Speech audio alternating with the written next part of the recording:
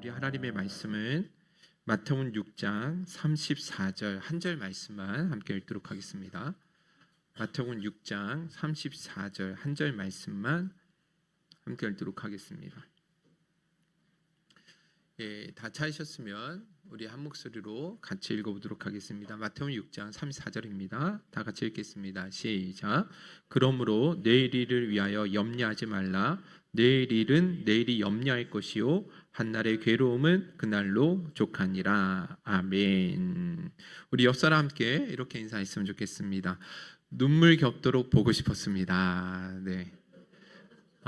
네. 오늘 너무 사랑하고 또 반가운 얼굴들을 보여서 너무너무 감사하고 고맙고 너무 기쁘네요. 그죠?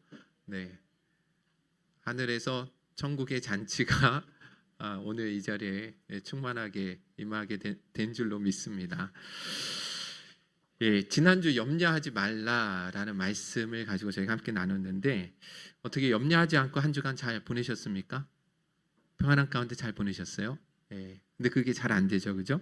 염려하지 말라는 말씀을 설교 한번 들었다고 해서 그렇게 사라지는 것은 아님을 깨닫게 되어집니다. 그래서 설교는 반복하는 설교가 참 중요하다고 생각해요. 예수님도 반복해서 여러 번 같은 주제를 가지고 설교하셨거든요. 우리가 하나님의 말씀을 지식적으로 아는 것으로 그쳐서는 절대로 변화, 성장이 일어날 수가 없습니다. 반복해서 하나님의 말씀을 듣고 깨달아서 내 마음에 깊이 뿌리를 내려야지만 그래야지만 우리의 인격과 삶의 변화와 성숙이 일어나서 그래서 조금이라도 염려로부터 자유로울 수 있는 그런 삶을 살아갈 수 있는 것이 아닌가 생각되어집니다. 오늘 한 번만 더 염려라는 주제, 우리 삶에 너무나 밀접한 너무 중요한 문제이기 때문에 한 번만 더 함께 이 말씀 가지고 함께 나눠보도록 하겠습니다. 제가 설교를 준비하는 과정 가운데 왜 하나님의 설교를 염려하지 말라라고 하시는가 생각을 해보니까 하나님 우리를 정말 사랑하시기 때문인 것 같아요. 여러분들 우리도 마찬가지지만 우리 자녀들이 항상 인생을 살아가면서 근심과 또 한숨 내쉬면서 살아가는 거 여러분들 우리가 기쁠 수 있겠습니까? 전혀 그럴 수가 없잖아요. 그죠? 우리 자녀들이 세상을 살아갈 때 정말 명랑하게 행복하게 그렇게 살아갈 수 있기를 바라는 게 부모의 마음인 것처럼 우리 하나님도 하나님의 자녀들이 평안한 가운데 그렇게 살아가는 것을 정말 살기를 원하신다라는 것이죠. 더군다나 여러분들 우리가 걱정한다고 해서 하나라도 우리에게 유익한 것이 있는 것이 아니라 오히려 영혼과 육체에 더 해만 가한다라고 말씀을 나누지 않았습니까? 그렇기 때문에 하나님께서는 우리에게 절대로 염려하지 말라라고 계속해서 여러 말씀을 통해서 우리에게 권면해 주고 있는 것입니다.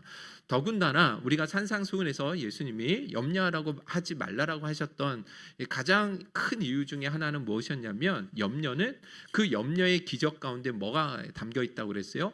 불신앙이 담겨 있기 때문이다라고 말씀을 나눴습니다. 염려는 누가 하는 일인가? 하나님을 믿지 못하는 이방인들이 하는 것이다라고 말씀하셨잖아요. 그죠? 하나님을 아버지로 믿지 않으니까 다시 말해서 자기들의 삶을 책임져 줄 수 있는 사람이 없기 때문에 그래서 언제나 먹고 사는 문제로 힘겨워하고 두려워하고 그렇게 염려할 수밖에 없는 것입니다. 저희가 작년 연말에 저희가 이제 또 이웃을 좀 돌아보기 위해서 고아원에 있는 아이들 가운데 18세가 되어지면 뭐 해야 돼요? 그 원에서 나와야 되잖아요. 그래서 자립준비 청년들이라고 이름을 하는데 그 아이들을 우리가 한 사람을 인천에 있는 아이를 한 명만 좀 저희가 소개를 받아서 작지만 저희 교회에서 이 장학금을 전달한 적이 있거든요. 그리고 한 달에 한 번씩 지금도 계속해서 연락하고 만나고 교제하고 있는데 그 친구를 통해서 제가 아는 것인데 뭐라고 이야기하냐면 그 원에 있을 때 중학교 고등학교 때부터 자립할 수 있는 모든 것들을 수업이 아예 따로 있다라고 이야기를 하더라고요. 어떻게 밥을 하고 설거지하고 집안일을 해야 되는지 또 어떻게 관계를 맺어야 되는지 또 금융 지식과 어떻게 저축을 하고 금융 지식에 대한 모든 것들을 전부 다 수업들이 원에서 다 가지고 있다라는 거예요. 이런 모든 준비를 다 갖춰야지만 그래서 원에서 나갈 수 있다라는 것이죠. 그런데 이 고아 아이들 왜 이런 일이 일어나는지 아십니까? 그건 다름 아니라 이 아이들의 삶에 책임져 줄 수 있는 사람이 없기 때문에 항상 그래서 스스로 준비하고 염려할 수밖에 없는 것이죠. 그런데 마찬가지입니다. 영적으로 생각해 보면 동일해요. 왜 세상 믿지 않는 사람들은 그렇게 늘 염려하고 두려워할 수밖에 없느냐? 자기 인생을 책임져 줄 수 있는 사람이 없기 때문이잖아요. 그죠? 그런데 하나님의 아버지로 믿고 있는 하나님의 자녀들, 정말 믿는 하나님의 성도들은요, 염려할 필요가 없는 거예요. 왜요? 우리에게는 하늘 아버지가 계시기 때문에 그렇다라는 것입니다. 우리의 인생에 먹고 사는 문제부터 해서 모든 삶을 준비해 주시고 책임져 주시는 그 하나님 아버지가 계시기 때문에 우리가 염려할 필요가 없다라는 것입니다. 자, 그런데 여기에서 우리가 한 가지 짚고 넘어갈 것이 있더라고요. 지난주에 저희가 이 설교를 말씀 나눴는데 어떤 성도님께서 이런 질문을 주셨어요. 목사님, 염려하지 말아야 되는 것은 분명히 알겠는데, 그런데 좀 이 경계선이 정확하게 모호한 것이 있는 것 같습니다. 무엇 때문에 그래요? 그랬더니 염려하는 것과 미래를 위해서 준비하는 것과 이 경계선이 어떤 차이가 있는지 좀 궁금하다라는 거예요. 염려하면 안 되는 것 알고 있지만 그렇다고 해서 우리가 아무것도 하지 말고 가만히 있어야 되는 것은 아니지 않습니까? 성경에 보면 개미가 먹을 것을 여름 동안에 준비하고 또 추수 때 양식을 모으는 것이 지혜롭다라고 말씀하고 있는데, 그러면 염려하는 것과 미래를 지혜롭게 준비하는 것 어떤 차이가 있느냐, 이런 질문을 하셨거든요. 상당히 좋은 질문이라고 생각합니다. 그래서 지난주에 우리 성도들이 염려에 사로잡혀 있는지 아닌지를 시험해 볼 수 있는 10가지 그 질문이 있었잖아요. 근데 제가 좀 더 쉽게 여러분들에게 와닿을 수 있도록 어떤 것들이 이 불신앙 가운데 염려하고 있는 것인지를 알 수 있느냐, 그건 다름 아니라 여러분들 생각해 보세요. 염려 가운데 늘 불안하고 우울한 생각이 잠겨 있다. 이런 것은 전부 다 염려라는 거예요. 그리고 더 나아가서 그 염려로 인해서 우리 몸에 이상 현상들이 생겨질 때, 즉 다시 말해서 위장장애라든가 혹은 불면증 같은 현상들이 일어나고 있다. 그거는요, 염려에 사로잡혀 있다라는 것을 보여주는 것입니다. 저하고 아주 가까이 계신 분이 저한테 위장장애가 생겼어요라고 이야기를 막 하소연을 하셨거든요. 근데 그건 저한테 하소연할 것이 아니라 회개하셔야 되는 일입니다. 네, 누군지 아시겠죠? 네, 아무튼요, 염려하는 일로 인해서 자꾸 불평하게 되고, 또 생각해 보세요. 불평하게 되는 것, 원망하게 되는 것, 특히 가까운 사람들에게 자꾸 짜증내고 분노하는 것, 이거 다 뭐 하는 거예요? 염려에 사로잡혀 있다라는 것을 보여주는 것입니다. 무엇보다 영적으로 보면 하나님의 사랑을 의심하게 되는 거예요. 이 문제로 인해서 하나님의 사랑조차도 의심하게 되어지고, 그래서 예배와 기도와 같은 그런 경건의 생활을 점차 멀리하게 되어지는 그런 상황들이 찾아온다. 이것이 다 우리가 염려에 붙들려 살고 있다라는 것을 잘 보여주는 것입니다. 더 나아가면 그 염려를 해결하기 위해서 정직하지 못한 방법, 거짓말을 하거나 편법을 사용하는 것, 전부 다 불신앙 안에서 염려 가운데 살아가고 있다라는 것을 잘 보여주고 있는 것이죠. 그런데 지난주 말씀드렸던 것처럼 사울 왕이 블레셋이 쳐들어왔을 때 누구에게 찾아갑니까? 점치는 여인에게 찾아갔던 것 아시죠? 그죠? 그런데 이것은 완전히 염려라는 불신앙에 빠져 있는 것을 보여주는 거잖아요. 그죠? 이삭이 에서에게, 큰아들 에서에게 장자의 축복을 베풀려고 했을 때 그의 아내 리브가가 거짓으로 속여가지고 이 야곱에게 에서의 장자의 축복을 받게 한 것도 이들이 전부 다 염려에 사로잡혀 있었다라는 것을 보여주는 것입니다. 하나님은요, 절대로 그와 같은 거짓된 방법을 기뻐하지 않으신다라는 거예요. 자, 뿐만 아니라 창세기에 보시면 아이를 낳지 못함으로 인해서 그 남편에게 엄청 화를 내고 분노했던 한 여인이 이 이야기가 나오거든요. 창세기 30장 1절 같이 한번 읽어볼까요? 시작.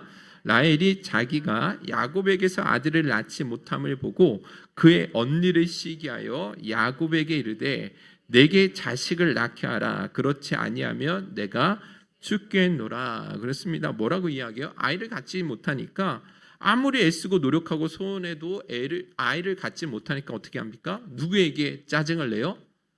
그렇죠. 남편 야곱에게 엄청 짜증내면서 원망하잖아요. 그죠? 나한테 자식을 낳게 하라. 그렇지 않으면 뭐 해버리겠다? 죽어버리겠다. 막 그러면서 막 협박성으로 막 그렇게 이야기하는 것을 보게 되어집니다. 그런데 이와 같은 일들이 다 염려에 사로잡혀 있다라는 것을 잘 보여주는 것입니다. 염려로 인해서 편법과 거짓을 행하는 일, 주변의 사람들에게 분노하고 짜증내고 신앙에서 점점 멀어지는 이 모든 모습들이 혹여라도 우리 안에 있다고 한다면 우리가 여전히 하나님 앞에 맡겨드리지 못하고 염려에 붙들려 살고 있다라는 것을 잘 보여주는 것이다 생각하시면 됩니다. 자, 그런데 여러분들 그래서 우리는 염려하지 말아야 되는데 그게 잘 되지 않는다라는 것입니다. 실제로 우리 주변에도 보면 신앙 좋은 사람들 가운데에도 항상 염려 가운데 살아가는 사람들이 많이 있어요. 성경에 보시면 그렇게 믿음 좋은 믿음의 사람들, 믿음의 선진들도 염려하며 살아갔던 사람들이 정말 많이 있습니다. 극기야는요, 아무것도 염려하지 말고 오직 모든 일에 기도와 간구로 하나님께 아뢰라 라고 말씀을 권면했던 사도 바울조차 염려 가운데 있었던 것을 보게 되어집니다. 빌립보서 2장 27절에서 28절 우리 한번 읽어보도록 할게요. 시작. 그가 병들어 죽게 되었으나 하나님이 그를 긍휼히 여기셨고 그뿐 아니라 또 나를 긍휼히 여기사 내 근심 위에 근심을 면하게 하셨느니라. 그러므로 내가 더욱 급히 그를 보낸 것은 너희로 그를 다시 보고 기뻐하게 하며 내 근심도 덜려 함이니라. 그런데 사도 바울이 근심하지 말아라 라고 이야기하고 염려하지 말고 기도로 하나님께 아뢰라, 항상 기뻐하라, 쉬지 말고 기도하라, 범사에 감사하라, 그렇게 늘 성도들에게 권면했던 사도 바울도 뭐하고 있어요? 성도들의 그 아픔과 연약함을 보면서 뭐하고 있는 거예요? 근심하고 있었다라는 것을 잘 보여주고 있다라는 것입니다. 지금 현재 이 편지를 쓰고 있는 순간에도 사도 바울의 내면에 뭐가 있어요? 근심이 있다라는 것을 보여주는 것이죠. 그러니까 여러분, 우리가 인생을 살아가면서 예수를 믿으면서도 진짜 믿음 가운데 염려하지 않고 살아가는 것 정말 쉽지 않다라는 것입니다. 누군가는 그런 이야기를 하죠. 요즘에 너무 큰 염려되는 일이 있어서 교회에 와서 정말 기도로 하나님 앞에 이 모든 염려를 다 쏟아놓고 집으로 갔는데 웬걸요? 집에 갔더니 염려가 나보다 먼저 와 있다라는 거예요. 여러분들, 이런 일들이 진짜 우리 삶에도 많이 반복되지 않습니까? 분명히 하나님 앞에 엎드려서 간절히 눈물 흘리며 기도했는데 또 현재 삶의 현장에 가보면 여전히 염려라는 그 짐을 내가 지고 가고 있을 때가 얼마나 많이 있냐라는 것이죠. 여러분들, 그래서 하나님은 이런 인간의 연약함을 너무 잘 아시는 거예요. 그래서 뭐예요? 성경의 곳곳에 보시면 우리 성도들에게, 하나님의 자녀들에게 뭐라고 권면하고 있는 것입니까? 염려하지 말라라고 계속해서 권면해 주고 있는 것입니다. 자, 그런 측면에서 우리가 지난주에 첫 번째, 이 염려로부터 하늘의 평안을 누리기 위해서 어떻게 살아가야 되는가? 첫째, 우리 주님이 가르쳐 주신 대안이죠. 우리 한번 읽어보겠습니다. 시작. 생각하는 믿음을 가져야 합니다. 생각하는 믿음을 가져야 된다. 마태복음 6장 26절 우리 한번 읽어보겠습니다. 시작. 공중의 새를 보라. 심지도 않고 거두지도 않고 창고에 모아들이지도 아니하되 너희 하늘 아버지께서 기르시나니 너는 이것들보다 귀하지 아니하냐. 여러분들, 공중의 새를 보라라는 말씀이 있죠. 여러분들, 공중의 새를 보라는 것이 단순히 눈으로 그 새를 보라는 의미가 아니겠죠, 그죠? 이 말씀은 어떤 의미입니까? 저 하나님께서 만드신 저 공중의 새를 통해서도 하나님의 손길과 섭리를 뭐 해보라는 거예요? 깊이 생각해 보라는 것입니다. 하나님의 일하심과 손길을 믿음의 시각으로 한번 바라보라는 거예요. 그 공중의 새들은 심지도 않고 거두지도 않고 창고에 모아들이는 재테크도 한 번도 하지 않음에도 불구하고 여전히 그들은 한 번도 걱정하지 않고 너무 잘 살아가고 있다라는 것입니다. 누가 기르고 계신 거예요? 하나님이 기르고 계신다라는 것이죠. 그러니 우리들은 얼마나 더 귀하게 하나님이 지켜주시고 돌봐주시겠냐라는 거죠. 여러분들, 28절과 30절도 한번 읽어보겠습니다. 시작. 또 너희가 어찌 의복을 위하여 염려하느냐? 들의 백합화가 어떻게 자라는가 생각하여 보라. 수고도 아니하고 길쌈도 아니하느니라. 오늘 있다가 내일 아궁이에 던져지는 들풀도 하나님이 이렇게 입히시거는 하물며 너일까 보냐 믿음이 작은 자들아. 아멘. 여러분들 들의 백합화가 어떻게 자라는가 생각해 보라고 말씀하시죠.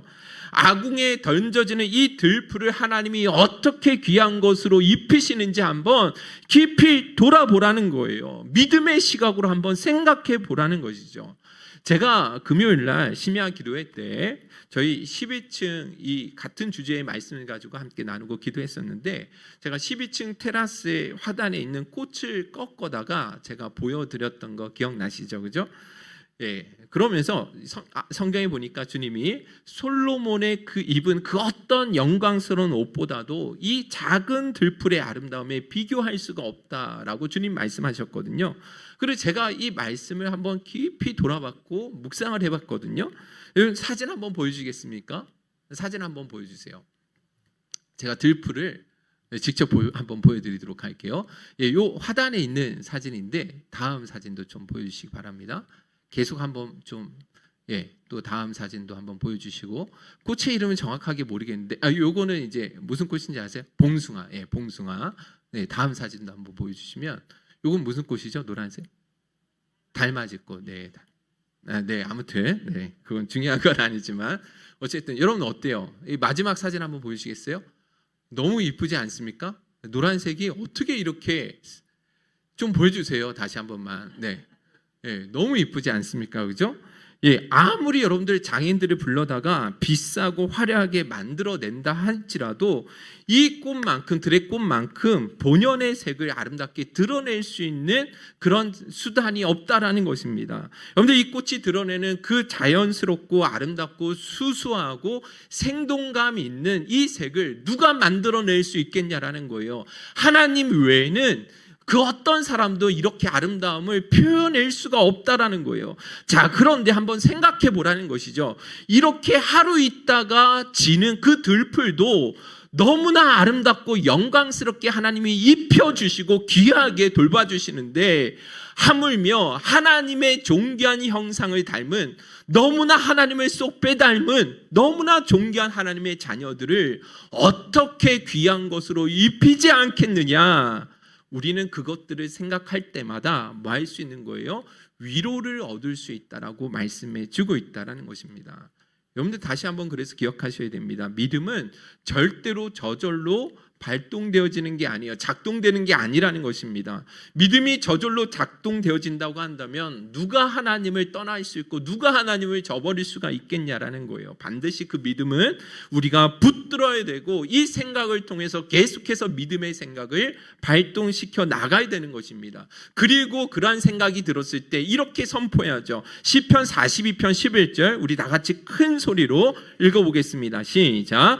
내 영혼아 내가 어찌하여 낙심하며 어찌하여 내 속에서 불안해하는가. 너는 하나님께 소망을 두라. 나는 그가 나타나 도우심으로 말미암아 내 하나님을 여전히 찬송하리로다. 아멘. 너무 작은 것 같아요. 우리 다시 한번 자기가 자기 자신에게 한번 그렇게 소리친다고 생각하시고 한번 큰 소리로 한 번만 더 읽어보겠습니다. 시작.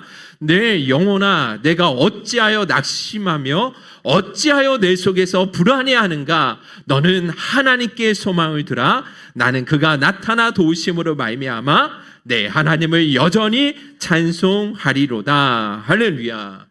하나님이 계신데, 하늘에 계신 내 아버지가 계신데 내가 왜 낙심하고 있고 왜 내가 불안에 떨고 있느냐. 속히 그 불안과 두려움에서 떨쳐버리고 힘을 내고 일어서라는 것이죠. 이렇게 믿음의 말로 자기 자신에게 그렇게 선포하며 나아갈 수 있을 때 여러분들 우리는 그 염려로부터 벗어나서 다시금 하나님 주시는 은혜와 위로 가운데 우리는 새롭게 일어설 수 있는 힘을 얻을 수가 있게 된다는 것입니다. 할렐루야.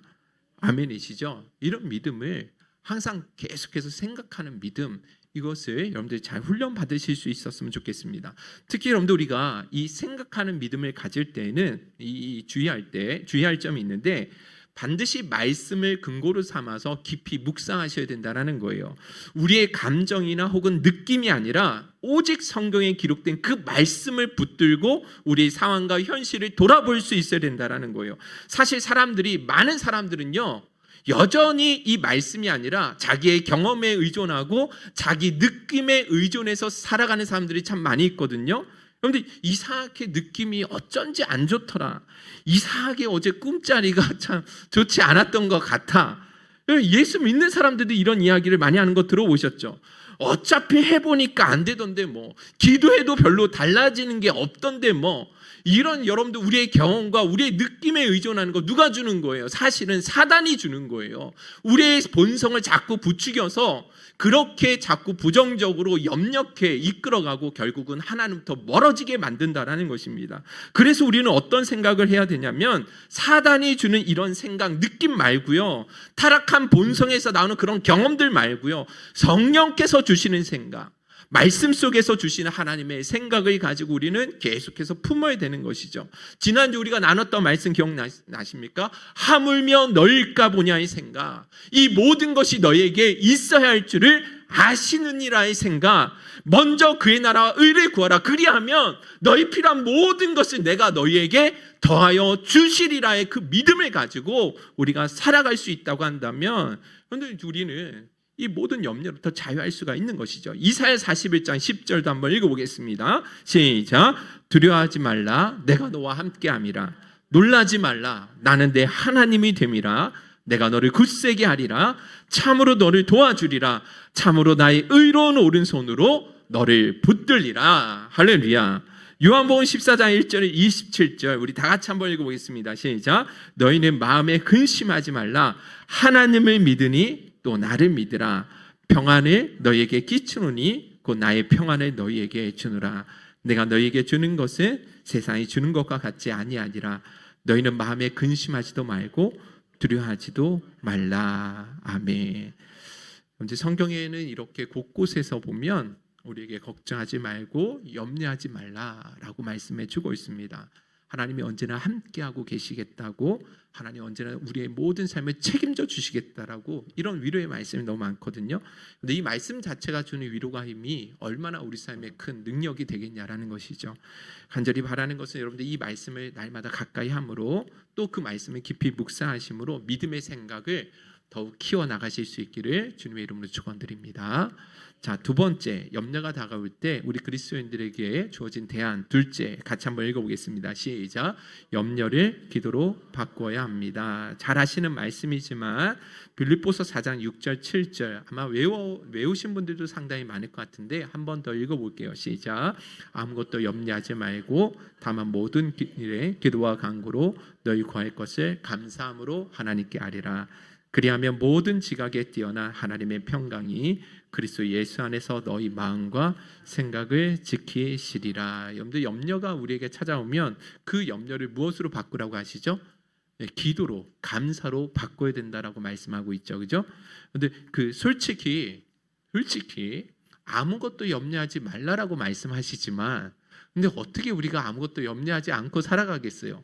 우리 살아가는 인생 자체가 근심이고 염려인데 어떻게 아무것도 염려하지 않고 살아갈 수 있겠냐라는 거예요.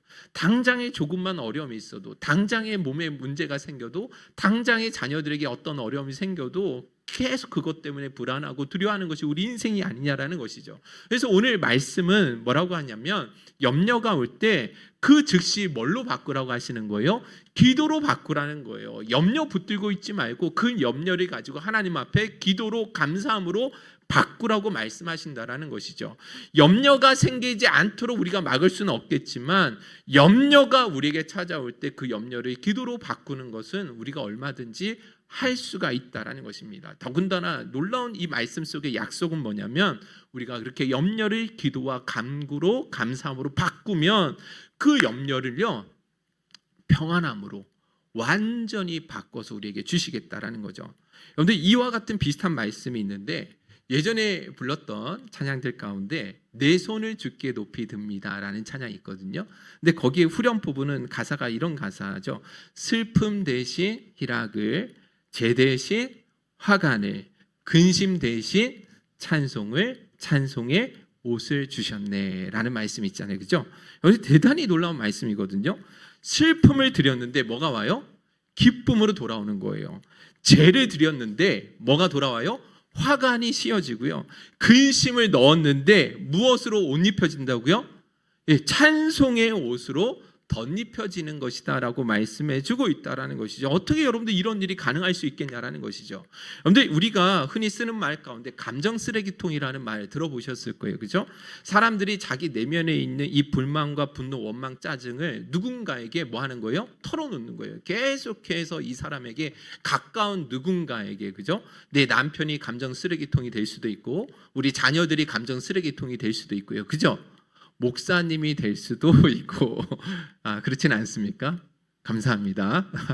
네. 자, 그러면 여러분, 누군가가 계속 나한테 이렇게 부정적이고 불만과 슬픔과 원망을 쏟아놓으면 여러분들 우리 안에서 그것을 받고 좋은 말이 나갈 수 있을까요, 없을까요?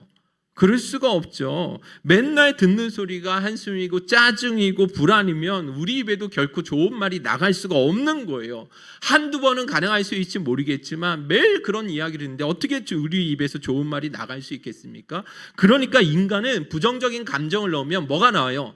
부정적인 것이 나올 수밖에 없는 거예요. 그런데 우리 하나님은 그렇지 않다라고 이야기하고 계신다라는 거죠. 우리가 하나님 앞에 염려를 쏟아놓으면 하나님 뭘 주신대요? 대신에 평안을 주시겠다라는 거예요. 우리가 하나님 앞에 날마다 나아갈 때 염려와 두려움과 근심, 모든 부정적인 감정을 쏟아놓아도 하나님은요 우리에게 뭘 주신다라는 거예요? 모든 지각에 뛰어난 상황과 환경을 뛰어넘는 그런 평안함을 주시겠다라고 약속하신다라는 것이죠. 이보다 더 놀랍고 이보다 더 수지 맞는 일이 어디 있겠냐라는 것이죠. 그래서 여러분 이런 근심, 염려, 걱정이 있으면 여러분들 주변에 있는 사람들에게 쏟아놓지 마시기 바랍니다. 하나도 여러분들에게 유익함으로 돌아오지 않는다라는 거예요. 위로가 되지 않는다라는 것이죠. 여러분들 라헬도 한번 보세요. 남편한테 나 빨리 애를 낳게 해줘라. 그렇지 않으면 나 죽어버릴 거야. 그러니까 야곱이 뭐 좋게 이야기해요? 아니죠. 내가 하나님이냐? 나보고 어쩌라고 막 그러면서 다툼만 더 일어났겠죠. 그죠? 실제로 그렇게 된다라는 거예요. 그런데 오직 여러분들의 그 부정적이고 두려운 감정을 누구에게만 쏟아놔야 돼요? 하나님께만 쏟아놓아야 된다라는 거예요. 여러분들이 대표적으로 이 라헬과 다르게 대표적인 방법을 가지고 하나님께 나갔던 여인이 있죠. 그 불임으로 인해서 그 아픔을 하나님께 쏟아놓았던 여인 누구죠? 한나라는 거 여러분들 잘 아실 것입니다. 한나는 이 아이를 갖지 못함으로 인해서 얼마나 많은 그 상처와 아픔과 원한이 있었는지 모르거든요. 근데 그걸 가지고 사람에게 분풀이하지 않습니다. 가장 자기를 아끼고 사랑하는 남편에게 그것을 쏟아놓지 않는다라는 거예요. 이 한나는 오롯이 내 안면에 있는 그 모든 원한과 두려움과 염려를요, 그 모든 것을 가지고 성전에 올라가서 뭐 하는 거예요? 하나님 앞에 쏟아놓는 거예요. 어느 정도로 열렬하게 쏟아놨는지 그렇게 하나님께 기도하는 그 모습을 보던 이 대제사장이요, 이 한나의 기도하는 모습을 보고 정말 그 술 취한 여자, 완전히 중독된, 술에 중독된 여인처럼 보일 정도로 그렇게 그 슬픔으로 인해서 정말 제정신이 아니었다라는 것입니다. 자, 그런데 놀라운 사실은 하나님께 그렇게 쏟아 놓았을 때 어떤 일이 벌어지냐면 사무엘상 1장 18절 우리 한번 큰 소리로 읽어보도록 할게요. 시작. 이르되 당신의 여종이 당신께 은혜 있기를 원하나이다 하고 가서 먹고 얼굴에 다시는 근심빛이 없더라. 아멘. 한나가요 하나님 앞에 모든 염려와 슬픔을 그렇게 막 쏟아 놓았더니 얼굴에 다시는 근심빛이 없었다라고 말씀하고 있죠. 기도한 후에는 다시는 그 일로 인해서 자기가 아이를 갖지 못함으로 인해서 더 이상 슬퍼하지 않았다라는 것은 완전한 평안함을 가질 수 있었다라는 거예요. 그런데 이 한나가 이렇게 근심빛이 사라지고 마음의 평안함을 되찾을 수 있었던 것은 그녀에게 임신의 조짐이 보였기 때문이 아니잖아요. 그죠? 여전히 자기 자신은 불임 상태에 있었거든요. 그런데도 한나의 얼굴에 다시는 근심빛이 없었다라고 말씀하고 있다라는 것이죠. 무엇을 의미하냐면 하나님께서 염려 가운데 그것을 기도와 간구로 감사함으로 하나님께 아뢰는 자에게 주시는 가장 큰 첫 번째 응답이 뭐라는 거예요? 바로 모든 지각에 뛰어난 그 평안함을 주시겠다라는 것, 이 약속이 진실이라는 것을 보여주는 사건이라는 것입니다. 할렐루야. 그러므로 여러분, 이런 하늘의 평안을 저와 여러분들이 정말 힘있게 누리실 수 있기를 간절히 소원합니다. 그런데 제가 드리는 말씀은 결코 빈말이 아니에요. 하나님의 말씀이 어떻게 빈말일 수 있어요? 여러분들 의심하지 마시기 바랍니다. 여러분들 항상 이 염려 때문에 늘 한숨 짓고 늘 우울하고 늘 불편했다고 한다면 진짜 여러분들이 하나님 앞에 이 성전에 나와서 마음껏 여러분들의 마음을 목 놓아서 그 온 마음을 하나님 앞에 쏟아 놓아 보시길 바랍니다. 그렇게 순종해 보면 이 말씀이 여러분들의 삶 가운데 살아 역사하는 진짜 진리라는 것을 깨닫게 되실 줄로 믿습니다. 상황과 환경은 변한 것이 하나도 없어요. 그런데 염려를 정말로 기도함으로 하나님께 아뢰면 모든 상황을 초월한 하나님의 평강이 우리의 마음과 생각을 뭐 해주시는 거예요? 지켜주신다라는 사실을 반드시 여러분들 체험하게 되실 줄로 믿습니다.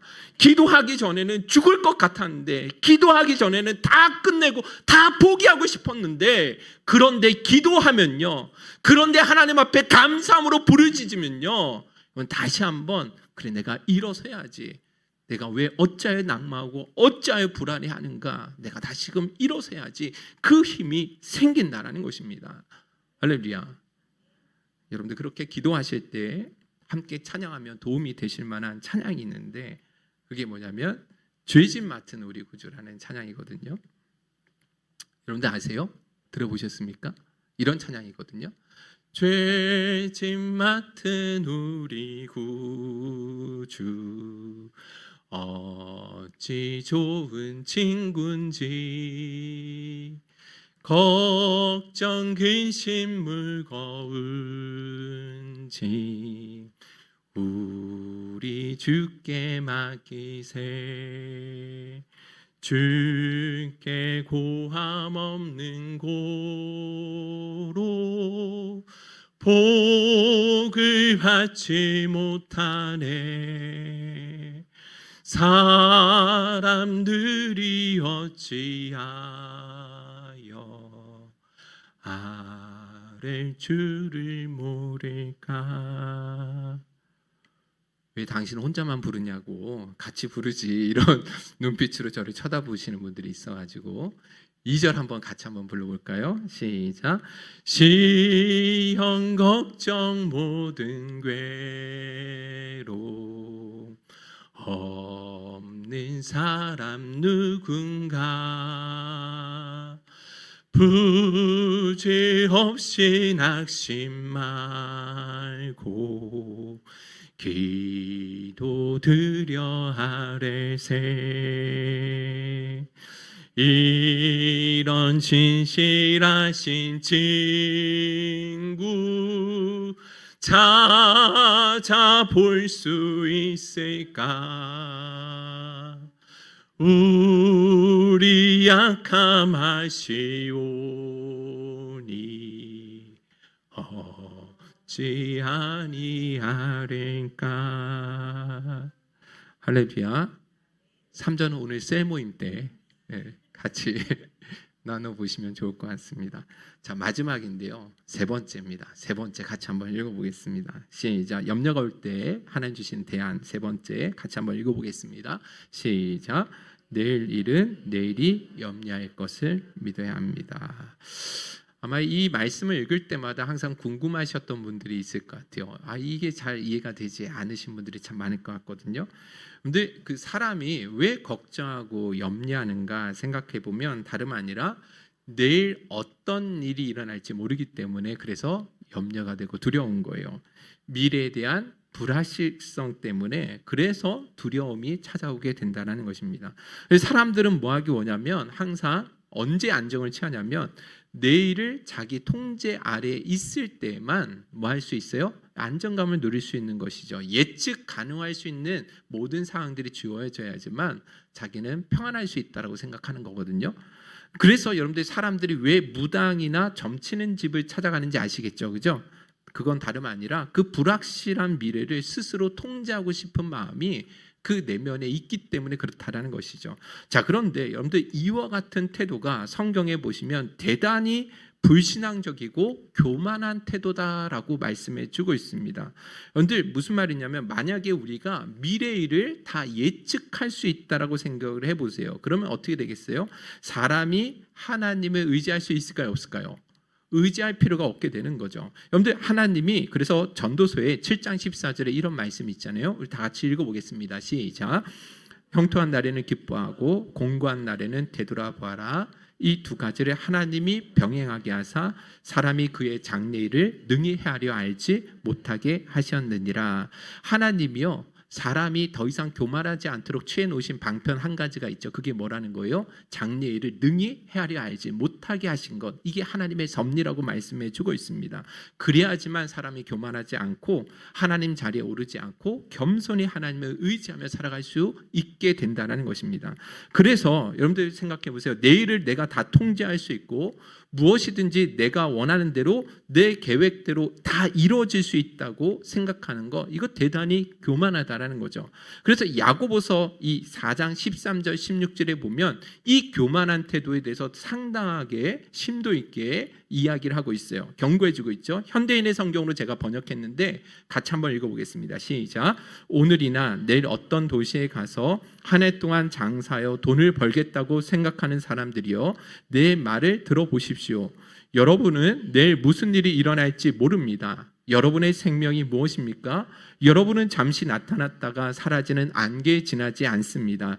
주님의 뜻이라면 우리가 살기도 하고 이것저것을 하겠다고 말해야 할 여러분이 도리어 허영에 들떠 자랑만 하고 있으니 그런 것은 다 악한 일입니다. 여러분들 보세요.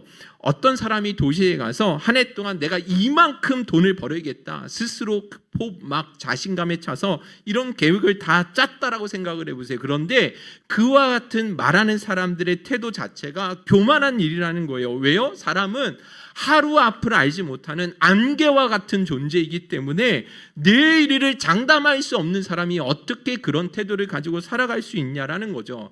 그래서 진짜 겸손한 사람, 하나님을 신뢰하는 사람은 어떤 마음의 태도를 가지고 살아가야 되느냐? 내가 반드시 이런 계획을 가지고 다 이것을 성취해 나가겠다 이런 자세가 아니라 만약에 하나님의 뜻이라면 하나님이 허락해 주신다면 이것도 하고 저것도 한번 순종해 보겠습니다 라는 이 마음의 자세를 가지고 살아가야 된다라는 거예요. 마치 내가 내 미래를 다 예측하고 내가 계획한 대로 내가 다 조절할 수 있는 것이냐 생각하는 그 자체가 대단히 교만한 일이다라고 말씀해 주고 있다라는 것이죠.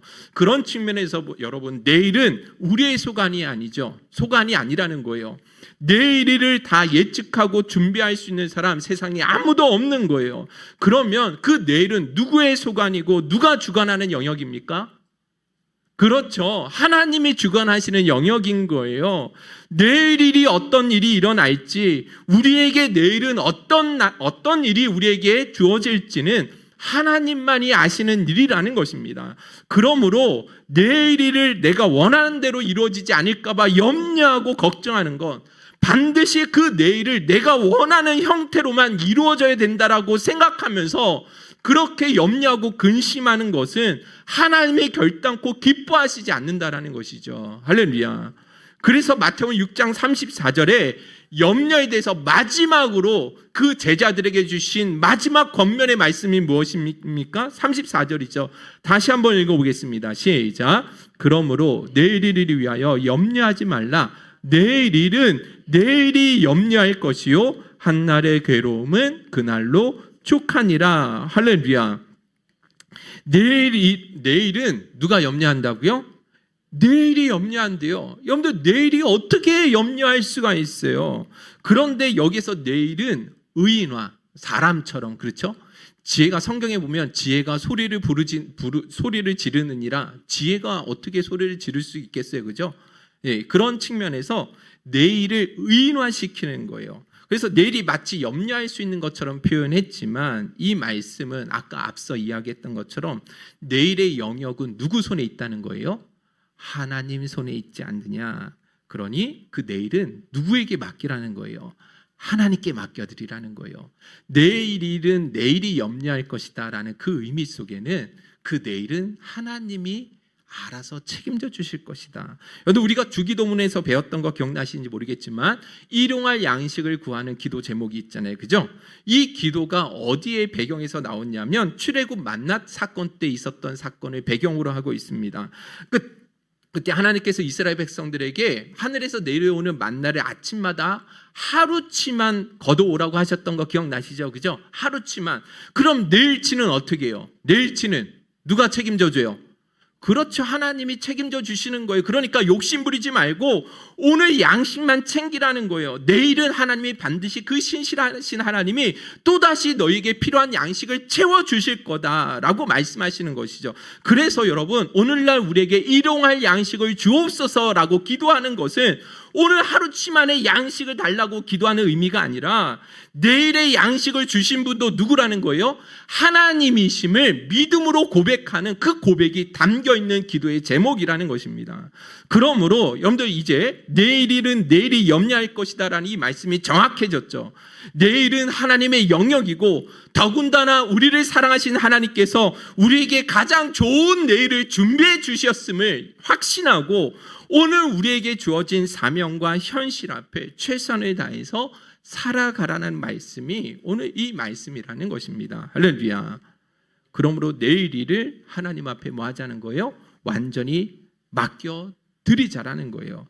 내일 어떤 일이 일어날지에 대해서 여러분들이 먼저 앞당겨서 염려하지 말라라는 것입니다. 설사 내일에 있을 일이 나에게 실패고 내 삶의 질병이고 내 삶의 연약함이라 할지라도 그 실패와 연약함과 그 질병이 오히려 우리에게 하나님의 선을 이루어 가실 것이기 때문에 그 염려를 내일을 아무것도 염려하지 말고 하나님 앞에 온전히 맡겨드리고 오늘 우리에게 주어진 그 사명과 현실 앞에 최선을 다해서 살아가면 된다라는 것입니다.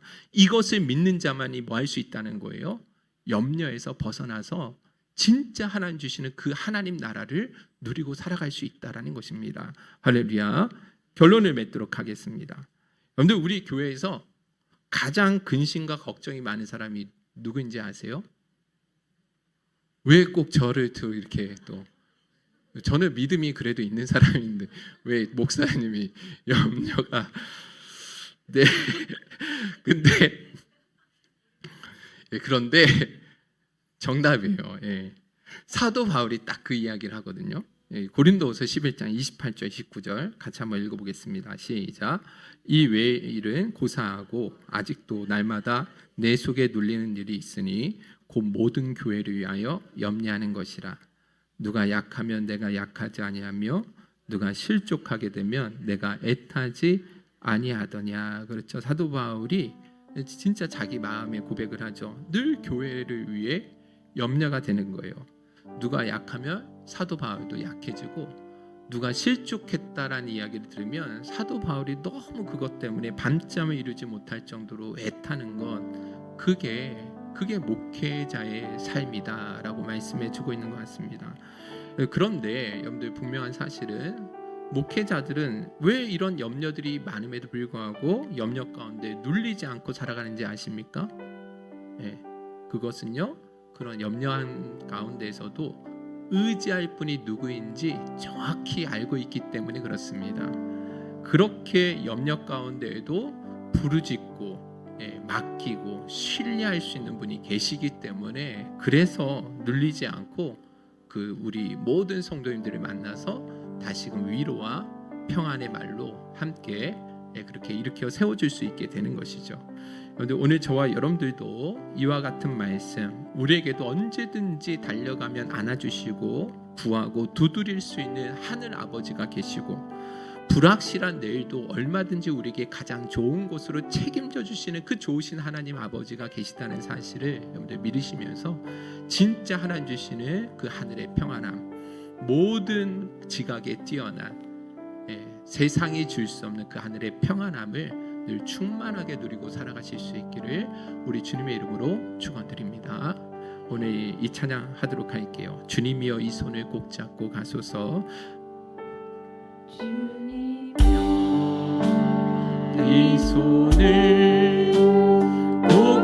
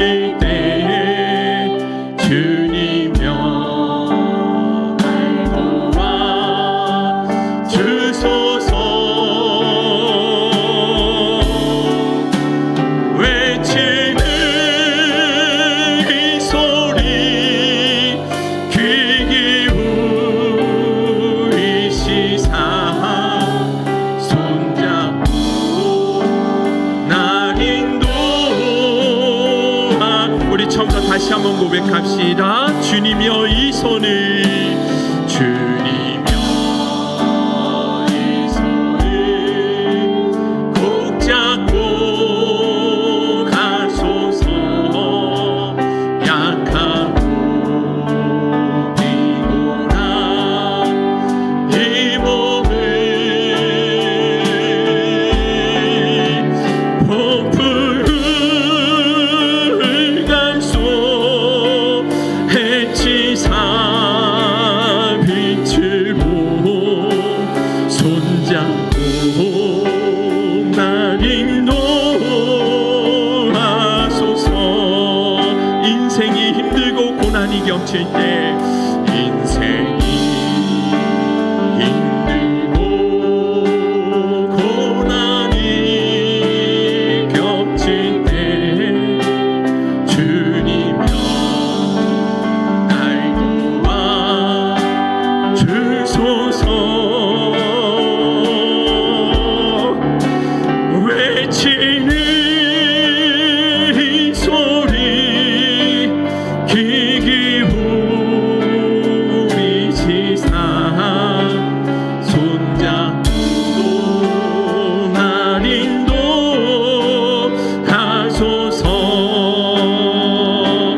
아무도 말 안 듣는 날에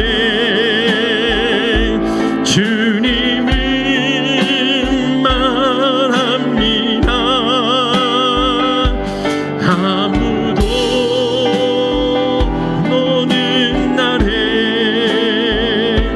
주님은 오십니다. 아무도 뵈지 않아도, 아무도 뵈지 않아도 주님은 보입니다. 아무도 웃지 않아도 주님은 웃습니다.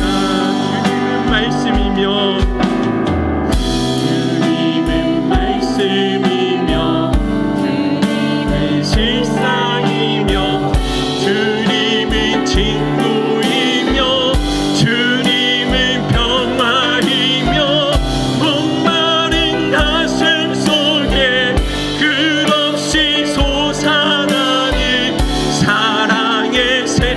우리 다시 한번 믿음으로 고백하며 나갑시다. 아무도 말 안 듣는 날에 주님은 말합니다. 아무도 안 오는 날에 주님은 오심. 우리 믿음으로 고백합시다. 아무도 뵈지 않아도, 아무도 뵈지 않아도 주님은 보입니다. 아무도 웃지 않아도, 아무도 웃지 않아도 주님은 웃습니다. 주님은 말씀이며, 주님은 말씀이며, 주님은 실상이며, 주님은 친구이며, 주님은 평화이며, 목마른 가슴 속에 끝없이 솟아나는 사랑의 샘물. 주님은 마지막으로 다시 한번 고백합시다. 말씀이며, 주님은 말씀이며, 주님은 실상이며, 주님은 친구이며, 주님은 평화이며.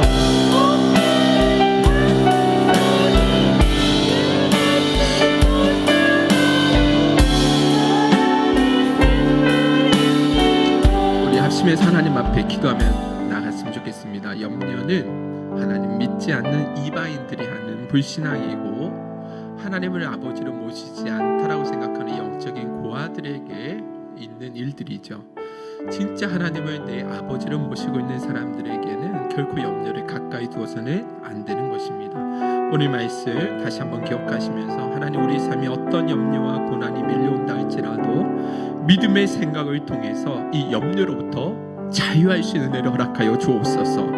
오직 모든 일에 기도와 간구로 감사함으로 하나님 앞에 나아갈 수 있게 하여 주옵시고 내일 일도 하나님께서 가장 좋은 것을 우리에게 채워주시라는 그 믿음 가지고 단지 오늘 우리에게 주어진 그 현실의 사명에 더욱 충성할 수 있는 삶이 되게 하여 주시옵소서.